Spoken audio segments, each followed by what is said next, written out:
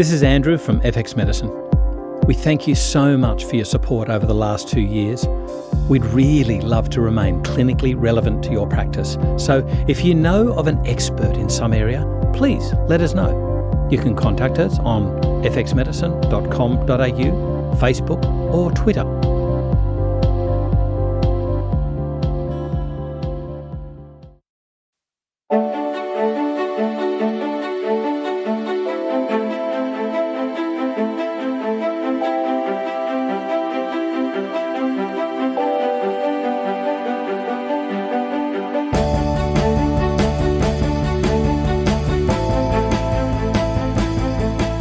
This is FX Medicine.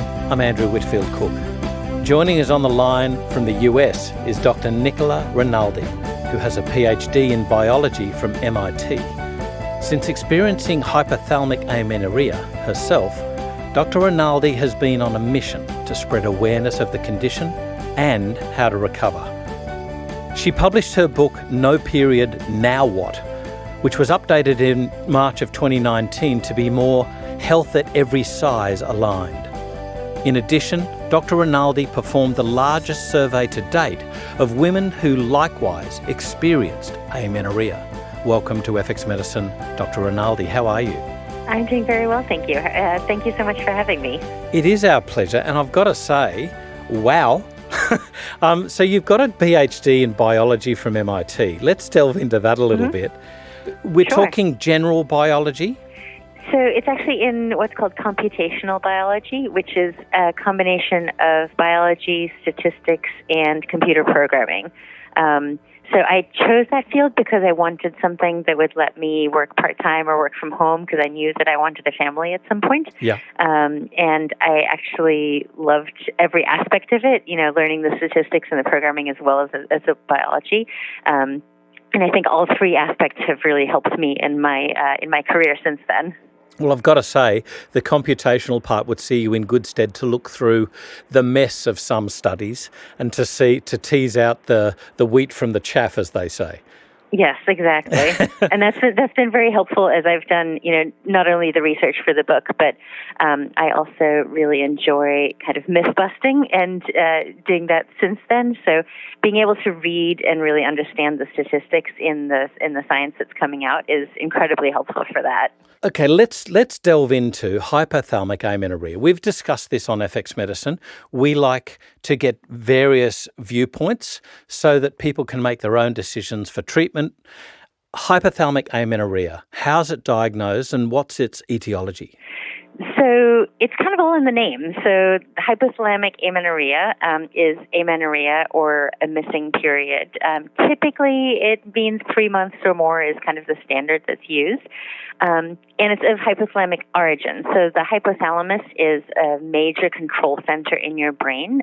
It takes in inputs from all over your body, including information from your stomach in terms of the mechanical receptors that tell it how much you've eaten. Various hormones that are generated as you eat. So if you eat fat or protein or carbs, different hormones are generated, and those travel through your bloodstream to your hypothalamus. It takes in information about your stress levels in terms of your cortisol levels, or it can sense the beta endorphins. So it basically collects all of this information from your body and then sends out signals that basically tell the rest of your body systems what to do. So it sends out thyrotropin-releasing hormone to adjust your thyroid. It sends out corticotropin-releasing hormone to adjust your stress, the production of stress hormones from your adrenals. It sends out gonadotropin-releasing hormone that adjusts, that then goes to your pituitary and leads to secretion of follicle-stimulating hormone or luteinizing hormone, which are sort of the two major hormones that control your reproductive cycle. Yeah. It also secretes ADH, antidiuretic hormone, which controls the water balance. And it can also sort of adjust where your body is expending energy. So how much energy it's using to keep you warm. So it's basically a master regulator in the sense that it takes in all these inputs and sends out outputs. So in terms of the amenorrhea, what generally happens is it's usually the strongest criteria, or the strongest factor is underfueling, so not eating enough to support everything that your body is doing. And when that happens and your hypothalamus is sensing that it's not getting enough energy, it basically tries to shut things down to conserve energy because it only has a given amount to work with. And so it needs to do things like pumping your blood and making you breathe and letting your brain work. So then it shuts down systems that are not as imperative. Your reproductive system is one of the top things. It's a nice to have, not a need to have. So basically, when it senses this lack of energy, it shuts things down, including your reproductive system. It can decrease fat storage, which we tend to see in our society as a positive, although it's not always the case. It keeps you. It stops keeping you as warm. So people that are experiencing this often feel really cold. You can have problems with brittle hair and nails because it doesn't choose to spend energy on building those things.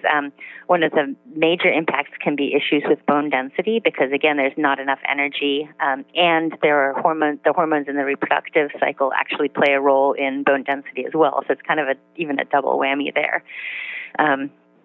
So yeah, I mean it's a hugely important organ, and when we're not eating enough, or it can also be suppressed through stress, but it generally tends to be mostly from underfueling, and then with some level of either psychological stress or stress from exercise layered on top of that. Sometimes in a way that in a synergistic way. So basically, instead of just adding those things together, they amplify each other and make things even worse. Right. Normally these organs are based on a negative feedback. And, the only one that's based on a positive feedback is really in pregnancy, where it just says, go. When we're talking about basically a misread negative feedback, is that what's happening here? So that you've got misread signals between the hypothalamus and the pituitary. So I think it's actually more that the signals from the hypothalamus are dampened. So we know that in hypothalamic amenorrhea, the gonadotropin-releasing hormone is in a normal cycle. The gonadotropin-releasing hormone is released in pulses. Right. So I think that it's about every 4 hours, and the amplitude is X, whatever it is. Yeah. In somebody that has HA, the pulses are much further apart. So then the pituitary is not getting the stimulation that it needs to then generate the necessary follicle-stimulating hormone, which is what sort of starts the menstrual cycle going. Right. And I'm also very interested in what you said about prioritizing, which is really interesting when you think about humans as an animal. We see, for instance, and I'm going to talk in the Australian instance, kangaroos will expel even a fetus if famine occurs. Kangaroos can go for years without going into estrus if the situation is dire in the environment, which will basically waste energy on progeny. So this prioritizing, I mean, that's really quite a fantastical thing. How the heck does it prioritize fertility at the bottom below survival of, other organs and, even fat storage, say? Well, I mean, I think if you think about it from an evolutionary perspective, it makes sense because if it prioritized fertility over survival, then yes, you get to have your baby, maybe, but then you die afterwards. You can't take care of the baby. And I think from an evolutionary perspective as well, certainly our species has experienced many times through the ages of famine. And one of the common things that women will hear is, oh, you're never going to get your period back, or, oh, your hypothalamus is broken. But in our species history, like I said, we have famines, and then we've managed to reproduce afterwards. So in our history, we actually have people who have been able to get their periods back after a famine, because if they weren't, then we wouldn't be here, basically. Yeah. Just going through some other pathologies, I guess, that we have to be aware of, things like pituitomas and things like that can really mess up the actual mechanics of the neural systems. Can we go through just a few of those, just so that we get them out of the way, so that we know that what we're dealing with is an otherwise healthy woman? Yes. Yeah. So I think there are definitely other causes of amenorrhea, and they should absolutely be ruled out. So there's hyperprolactinemia, which is basically an elevated prolactin level. You can experience this when breastfeeding, and that's actually one of the ways that our body shuts down our menstrual cycles when we are breastfeeding, so that we don't have too many babies right in a row. It can also come from what's called a microadenoma, which is a small growth on the pituitary gland that can increase the secretion of prolactin that then shuts down your menstrual cycle. So prolactin is definitely something that should be checked when you're doing a workup for amenorrhea. Other causes can be if your thyroid is totally out of whack, that can also suppress your reproductive hormones. So thyroid hormones are another good thing to be checking when if you are missing your period. It can be due to something called Asherman syndrome, which is scarring in the uterus that can come after some kind of uterine trauma. So somebody that's had a C-section and then is not getting their period, or if you've had a D&C for some reason, that can be a potential cause. It's not that frequent, but it's definitely something that else that should be ruled out. Yeah. Diminished ovarian reserve / menopause is another possibility for why someone might stop getting their period.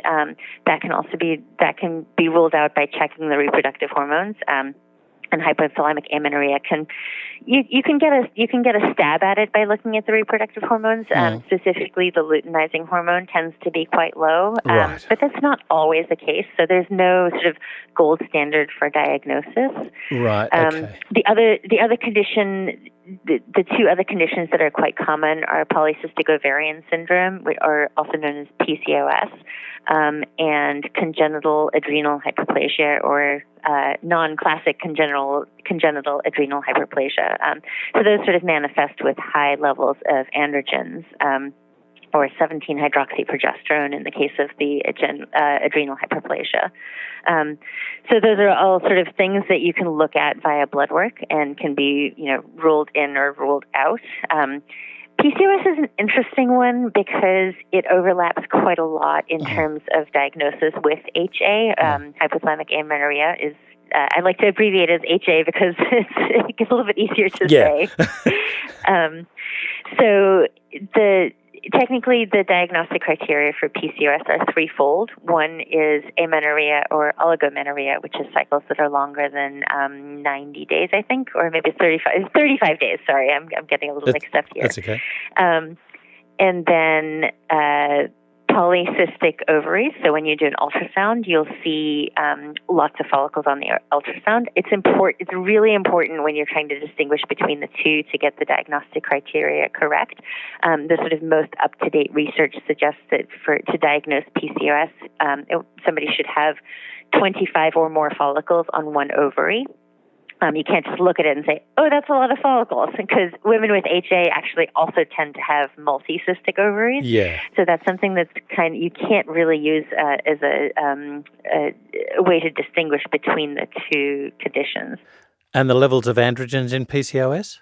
So the androgen level is the third one. So it can either be sort of a physical manifestation of high androgens or biochemically seeing that in your blood work. So in a woman that's sort of been maybe under fueling, doing a lot of exercise, and has amenorrhea, I really strongly believe that it's imperative to get that blood work done. And if you're not seeing elevated androgens, it's almost certainly HA versus being PCOS.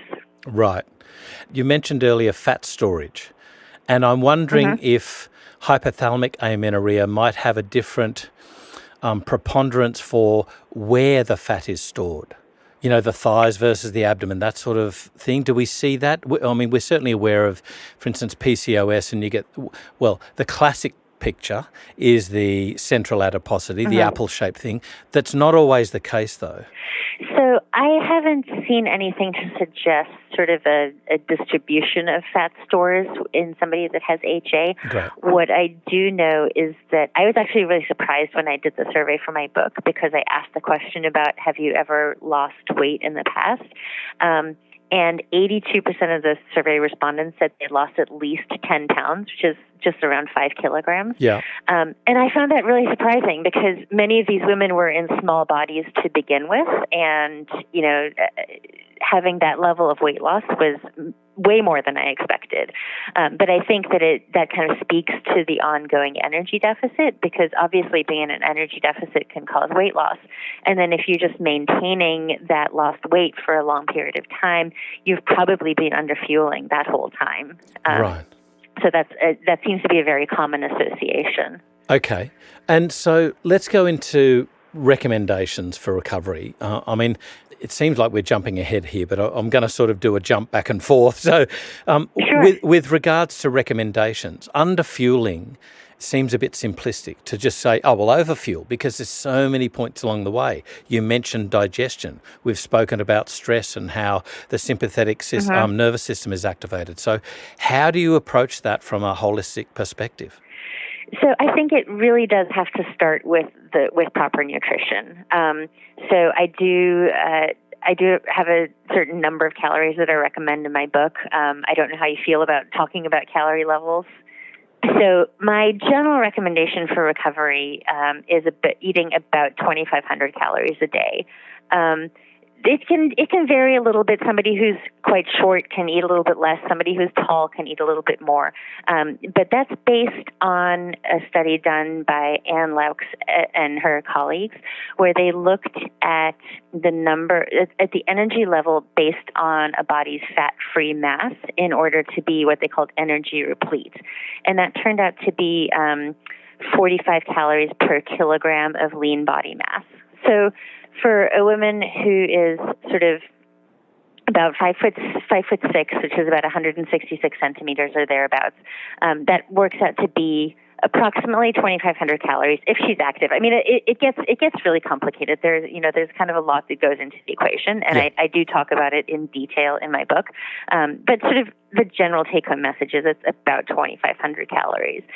And that's a lot more than we're usually told we need. Most places say you need 2,000 calories a day, and if you're looking to lose weight, you should eat 1,200 to 1,500 calories a day. So for a lot of women, that can feel like a huge jump, but it is. So I've been working in this field for almost 15 years now, and I've helped so many women recover their periods through using this level of energy, and it may kind of decrease a little bit over time, but particularly when you're working to get your period back. You need to really baby your hypothalamus. It's kind of like, I think of it kind of like Newton's first law, where an object in motion stays in motion, yep. An object at rest stays at rest. Yep. So a lot of times women can sort of have a basic level of underfueling, a lot of exercise for a long time, and still maintain a period. If they're not on birth control pills, that gets into a whole different area that maybe we can chat about in a minute. But once her period goes away, she then often has to gain a bit more weight, eat more, exercise less than she was at the point where she lost her period, because the hypothalamus has to do more work to actually kind of get started again. Yeah. Now, I need to ask the point of stress. I mean, women carry the major burden of stress, let's face it. So when we're talking about a hormonal trigger or a hormonal player in the game, prolactin, how much do you work on stress and managing stress in women to soothe, if you like, their prolactin levels? So most women with HA actually tend to have low prolactin levels, so that right. doesn't seem to be too much of an issue. Okay. Just generally in terms of stress, I think that's actually the hardest part of the equation to really work on, because, as you say, we tend to be in a very goal-oriented society, and you've got all these things piled on top of you. But so we do talk about things like maybe doing some yoga or meditating, or just doing what you can to remove stress from your life. But I'm not a psychotherapist or anything like that, so I often will say, okay, maybe going to see a therapist is something that's going to be beneficial. Acupuncture can certainly be helpful in terms of reducing stress levels, and helpful in that way. But I'm not a great one with the sort of stress management. I think there are other people out there that are better at sort of handling that aspect of the problem than I am. Yeah. Forgive me, but I'm concerned about my knowledge here.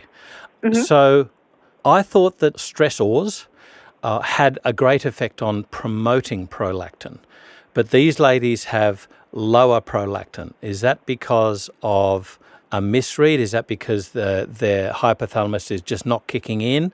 Or is this just a totally erroneous concept? So I'm actually not aware of any connection between stress and prolactin. Gotcha. Okay. So what I've seen is that stress increases cortisol levels, and that can suppress the hypothalamus, pituitary, and the reproductive organs, so the ovaries. So I'm not aware of a connection there. And like I said, most women that I see where they've had prolactin tested, it does tend to be on the lower side. So in this case, I don't know that there's necessarily a connection there. There may be in other, in other etiologies. Gotcha. What about a set point? I've heard about there being a set point with regards to weight management and trying to lose weight, that it's hard to shift this set point, which we tend to gravitate back towards. Is there a hypothalamic set point that we've got to sort of have this nutrient intake to override, and then we have to build upon it as the woman recovers from amenorrhea?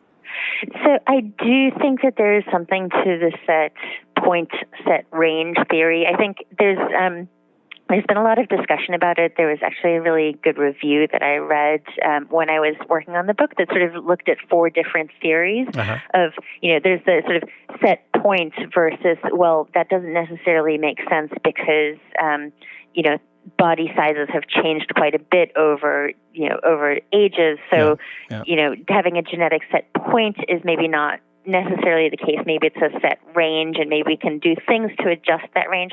So it's actually a really interesting field. But what I do tend to find in women that have HA is that they often, like we talked about, they've often had a fairly significant weight loss in the past. Right. And what tends to happen is that if that was typically around their set range, and it takes getting back to that point, or maybe a little bit more for the period to be restored.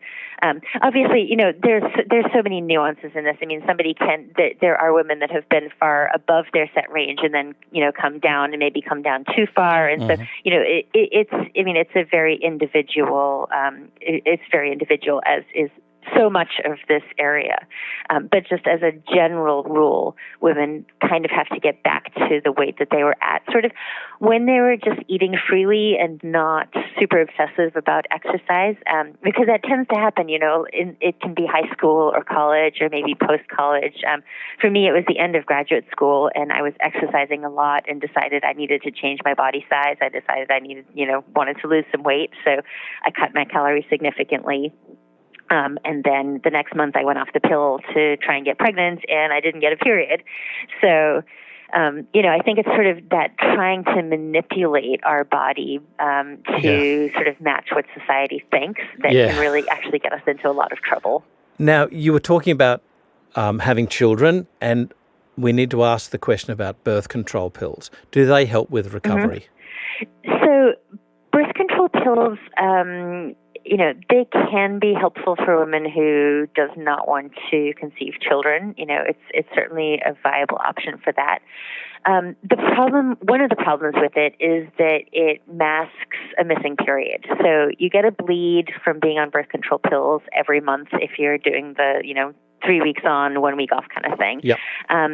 And if that goes away, that's a super, super red flag that something is wrong with your system.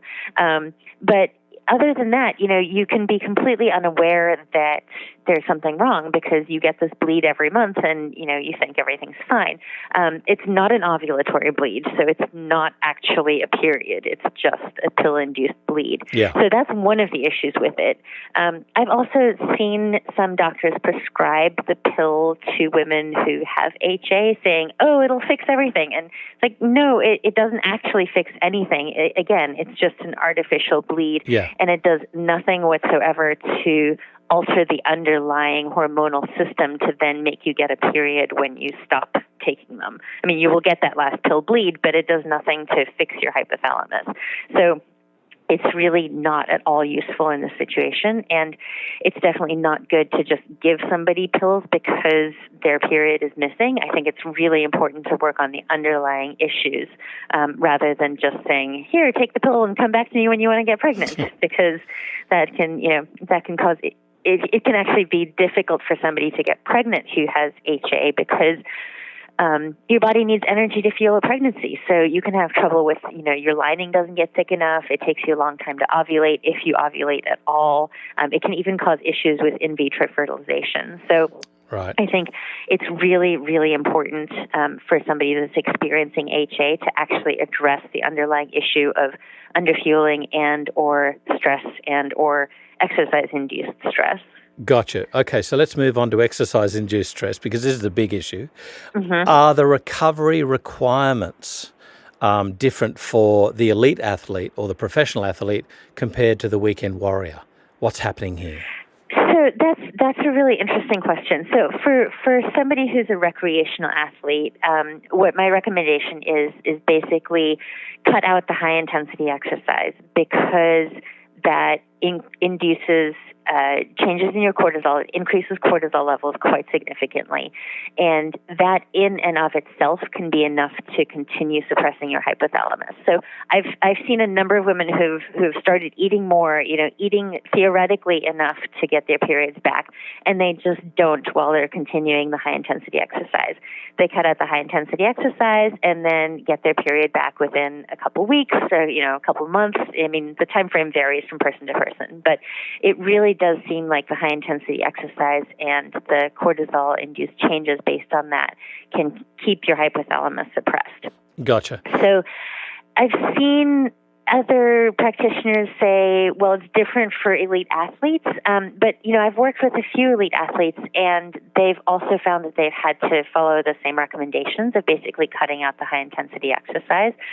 You can certainly try just eating more and, really making sure that you're fueling properly. But I think that the rest itself is important.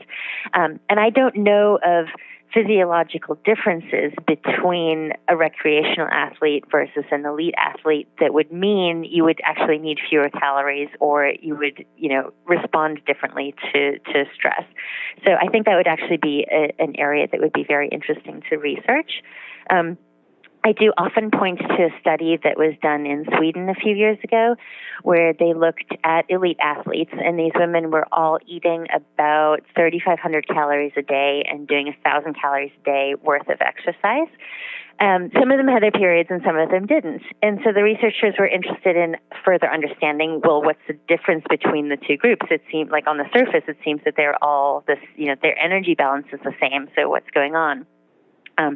So they looked at what they called the within-day energy balance, and they computed on an hourly basis how much energy are they taking in, how much are they expending, and they actually found that the women without periods were in an energy deficit for 4 hours more per day than those that did have their periods, which I find absolutely fascinating. So it's kind of an indictment of the whole intermittent fasting idea, particularly for athletes anyway. So it's basically, it's a thing that's fairly common in women with HA. So there's a lot of women who get up in the morning, sort of get ready, go and do their exercise, go to work, and then maybe they'll eat something at that point. Yeah. But they're getting into a huge energy deficit because their body's been using fuel the whole time they were sleeping, and then obviously even more with moving around, doing the daily movement, and then the exercise on top of it. So, I think that's sort of an indication that, even elite athletes are experiencing this kind of energy deficit and issues with it. So, I'm not convinced that there is a biological difference that's meaningful there. Right. Nicola, what about body composition in this group, and indeed any group of women? You were mentioning earlier on about women who suffered HA having a 5-kilogram weight loss sometime previously. Mm-hmm. When you're talking about regain of weight, what about body composition versus just BMI? I guess I'm concerned about lean muscle mass here versus total body mass. So that's an interesting question. I know there are some studies, and I've seen people say that, it can be just a drop in body fat that can cause amenorrhea, and therefore you just need to increase your body fat by a couple percentage points to get it back. Right. I haven't really noticed that it's sort of that specific. Okay. It seems to me to be much more about fueling your body properly and sort of getting back to where your set point is. I do think that our fat is actually a hormone secreting organ. Yes, It secretes leptin, it secretes adiponectin. So our body can use that. Our hypothalamus senses that. So I think often we do need to sort of get back to the level of body fat that we were at previously. So that can mean for somebody that has been bodybuilders, for example, that have increased their lean body mass quite significantly, they might need to increase their fat mass to kind of get back to that point where their leptin signaling is working properly. The thing is, we concentrate so much on lean muscle mass as being the health indices, if you like, but there's a certain amount of fat that we need for our bodies to work. Yeah. And too often, particularly, I shouldn't be saying, I'm certainly not including myself in this group, but elite athletes talk about the lean muscle mass and that. And yet it's the fat that will enable them to indeed have a period. So there's got to be this nurturing period. And as you say, you've basically got to nurture your hypothalamus. Yes, exactly. Obviously, what somebody chooses to do depends on where they are in their life. I work a bit with runner Tina Muir. I don't know if you heard her story at all. It went viral for a while here in the U.S. Right. She's a runner from Great Britain who was an elite and decided she wanted to get pregnant, and so she actually stopped running for a while in order to do that. I know there are women who are able to run marathons and get pregnant, and it just speaks to how all our bodies are different. In so many ways. People can have amenorrhea at a range of different sizes, body fat levels, athletic levels, everything. It's a very unique. We're each unique in individuals, and so there's no magic number in any of this. And there have been other stories that have come out recently. Mary Kane talking about how, she was basically continually told to lose weight, and it ended up making her very unhealthy. And I think that changing the focus in athletics from body size to function, I think would be really valuable. Yes. Because there are absolutely long-term, fairly serious consequences of amenorrhea and starvation and sort of all of the other symptoms that the whole relative energy deficiency in sports, that cluster of symptoms that can come with the underfueling. There's a few athletes that I've spoken to here in Australia, and indeed they talk about how the recovery recommendations go against what is commonly prescribed as healthy advice. How can this be right? What does life look like after recovery? How do they continue? So I think that's very true. We're sort of, there's this idea in sort of health and nutrition at the moment that, you should only eat X amount. You shouldn't eat, foods X, Y, and Z. You need to exercise every day. But the thing is, it is possible to take those healthy behaviors too far, and that's when you end up with relative energy deficiency in sport or hypothalamic amenorrhea. So one has to kind of, as we've already talked about, you kind of have to push back a little bit in the opposite direction to kind of get to that middle point of actually really being healthy. So the recovery recommendations in and of themselves, 2,500 calories a day, no high-intensity exercise, that's not necessarily beneficial for the long term, certainly on the exercise front. It's very clear in all the research that exercise is beneficial and healthy for the long term. But it has to be properly fueled exercise, because when you're exercising in an unfueled manner, then you have all these other negative health consequences.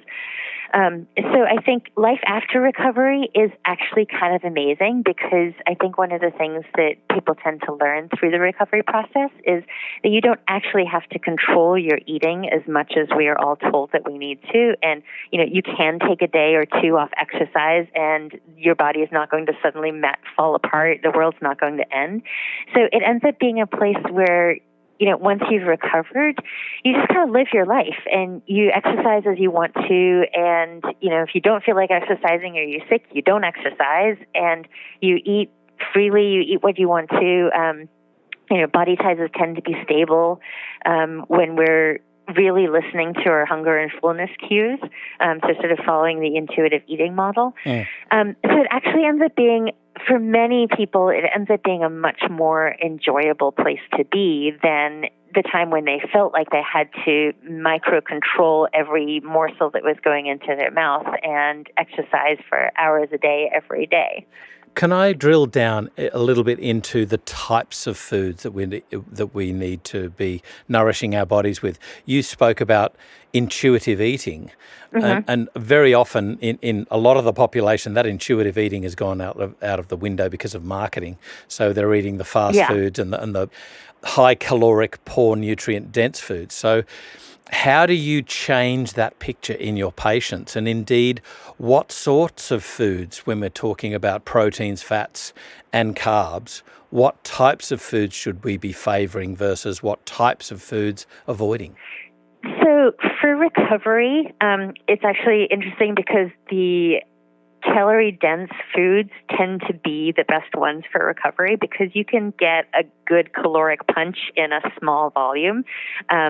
So I think that those foods actually are helpful for recovery. I'm not going to tell somebody to go out and eat McDonald's for every single meal. I mean, that's not going to be good for everybody.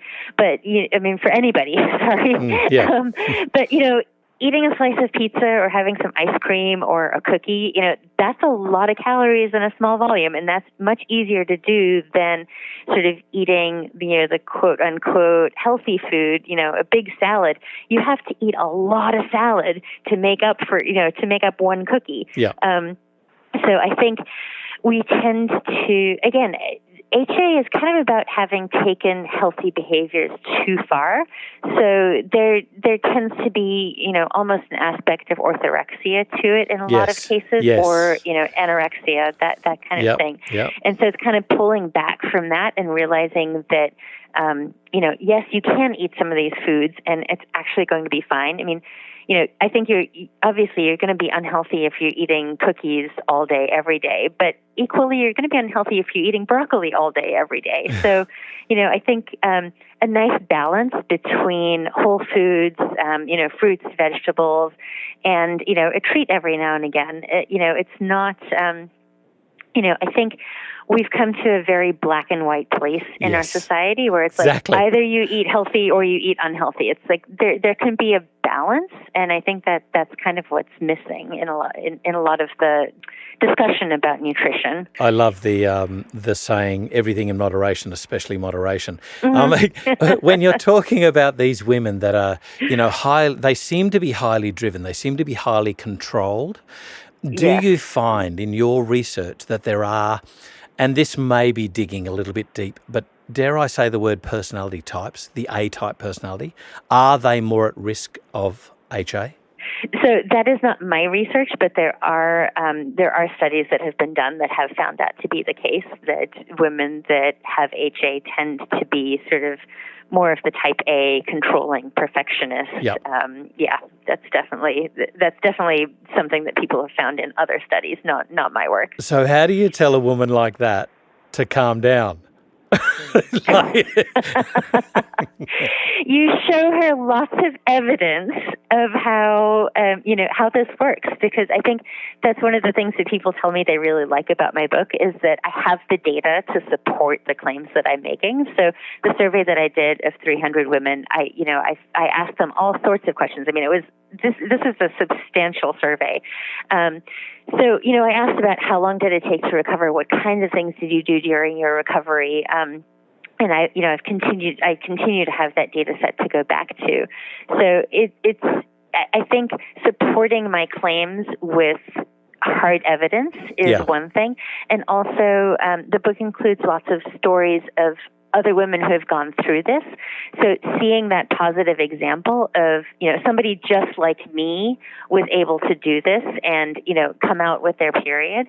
I also have a Facebook support group that is, much more of the same. I mean, every day now there are people posting about getting their periods back.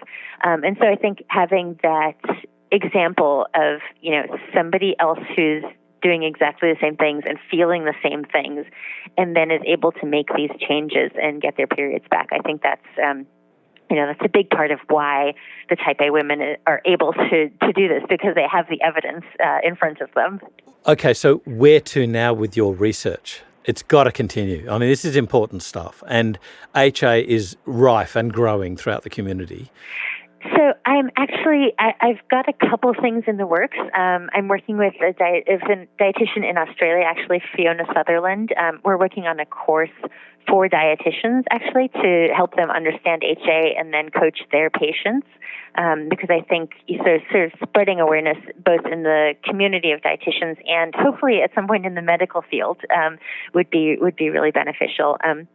I'm also thinking about writing a book for teenagers, because I think that this is something that's experienced in a lot of younger women. And my book is very pregnancy focused, because that was sort of how I came to it, and many of the women that I followed from my survey,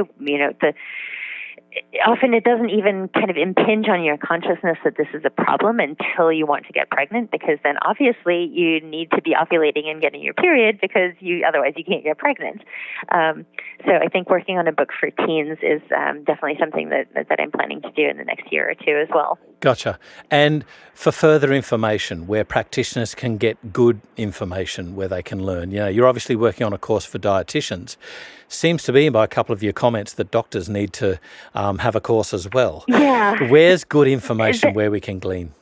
So the medical community is a hard one to break into, because I don't have an MD. I have a PhD, and so there tends to be, maybe some thinking that I don't really know that well what I'm talking about. So I know there are some medical practitioners who have read my book and recommend it, but I don't really know how to break into that community. So that's something that I'd love to work on, but I haven't really gotten there yet. Nicola Rinaldi, I can't thank you enough. You've opened my eyes, certainly, and I need to do some extra learning on prolactin, I know. But thank you so much for taking us through what is an otherwise very confounding, and it's not just distressing, but it leaves a lot of women distraught when, it ends up adding to the stressor of infertility and how they can't get pregnant. So thank you so much for taking us through at least some of the ways in which we can help these women nourish their hypothalamuses and nourish their bodies, indeed, back to fertility and health. Thanks so much for joining us on FX Medicine today. Thank you so much for having me. It's been a pleasure. This is FX Medicine. I'm Andrew Whitfield Cook.